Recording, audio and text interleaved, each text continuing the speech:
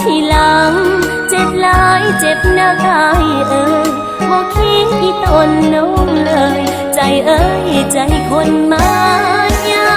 เมื่อคิดเห็นภาพทั้งใดใจสุดพะวง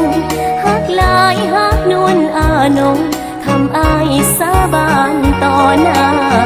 อยู่ใต้แสงจันทร์คืนนั้นฟังในอุลาพอหูตัวน้ำตาหนองนาคือข้อหาเป็นมือที่สามอายกอดเมียส่วนน้องต้องนั่งกอดเขาสงสารแท้เด้ตัวเฮากอดเขาเหมือนคนสงสาร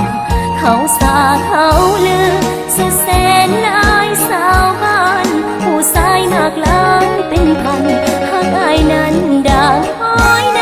ใจหากน้องต้องแห้ว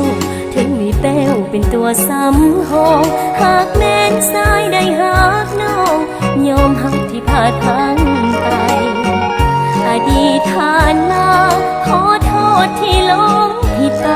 กอดเขาปล่อยน้ำตาไหลส่งทางให้อายสุขใจ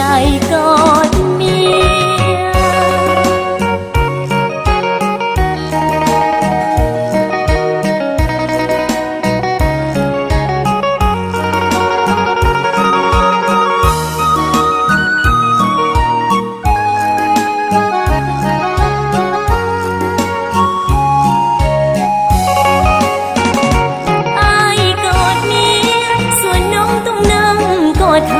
สงสารแค่เด้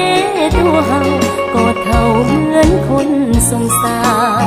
เขาสาเขาลือสุดแสนหลายสาวบ้านผู้ชายมากล้านเป็นพันหากอายนั้นด่างห้อยใน